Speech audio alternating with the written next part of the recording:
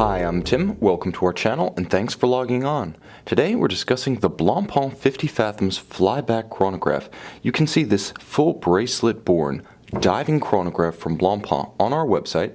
Subscribe to our YouTube channel if you enjoy these videos, and please click on the card in the upper right hand corner of the screen at any time during this video to see our full listing for this timepiece with additional accessories included in the sale, high resolution images, and naturally complete pricing details for this Blancpain flyback chronograph.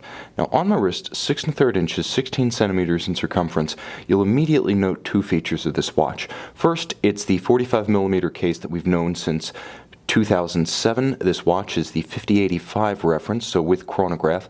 And the second feature you'll note is the presence of Blancpain's legendary X71 bracelet, which changes both the look of the watch on the wrist compared to the strap and the feel of the watch on the wrist compared to the strap.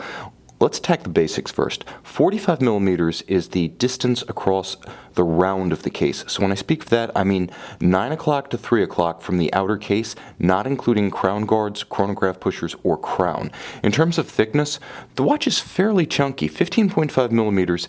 It wears a little bit thicker than that because you can see that the bezel cantilevers out. It overhangs the flank of the case. So a very tight sleeve or dress cuff could get hung up on the watch. You should be okay for a sport jacket, blazer, or a thick sweater.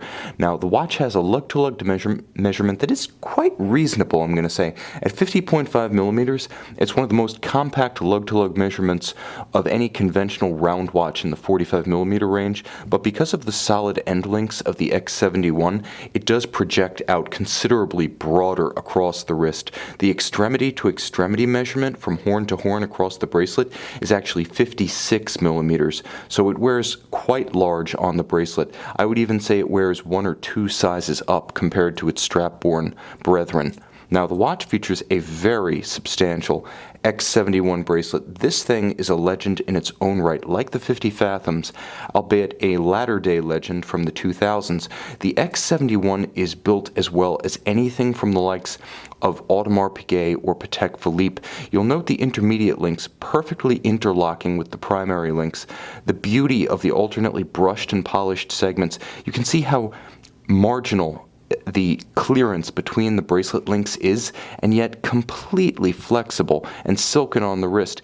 On the underside, it's exactly the opposite. There are broad channels between the individual links, so it'll never pinch skin or pull hair. Now, this clever interlocking design means that you can barely even see daylight through the bracelet. So tightly assembled is it, and yet it has exquisite flexibility. It feels as good as it looks. Like Richard Mille, you see there's a leaf spring built into the double deployant clasp, beautifully skeletonized. You can see the sort of filigree style with the Blancpain logos, or founders logos, I should say, in each individual swing arm. And again, because of that leaf spring built into the clasp body, it snaps itself shut with alacrity, and a clamshell snaps down to secure the entirety of it.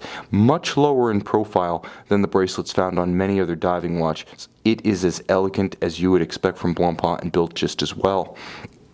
Now, of course, since 2007, we've gotten used to the idea of the 45mm case with its expansive cambered sapphire crystal flanking the center crystal on the bezel. One of the advantages here is that the entire bezel can be luminescent with a nearly scratch-resistant, I would almost say almost scratch-proof, it is scratch-resistant, sapphire crystal atop the bezel. You can have a superluminova painted on the bezel base. Scratches will never get through to it. A big difference from ceramic or conventional anodized aluminum bezels, but moreover, it recreates the look of the old plexiglass or acrylic bezels on the vintage Blancpain 50 Fathoms, while giving the watch an upscale and unique look among modern dive watches, as well as that legendary scratch resistance.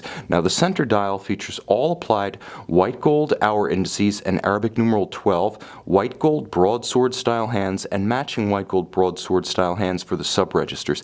Everything is fully lumed down to the sub-register hands, so you can see all of it at night. The dial has an inner dial that's separated by a crease line. There's a strong character line running about the inner dial that would otherwise bisect the sub-registers, and it separates the hour track from the flat plane of the inner dial. The dial of the watch is a muted metallic. It's not quite gloss, and it's not a sunburst. It's more of a matte metallic in black and very handsome. Also very easy to read. Robust pushers look like screw downs. In fact, they are not. They have full functionality without being screwed in or out. You still don't want to use them underwater, but they have a beautiful congruence to them in as much as they have the large flanking shoulder surround of a screw down that makes them a better visual match for the massive crown guards and winding and setting crown. Now the watch features what Blancpain calls its F-185 caliber. F-185 is a Frederic Piguet 1185 flyback.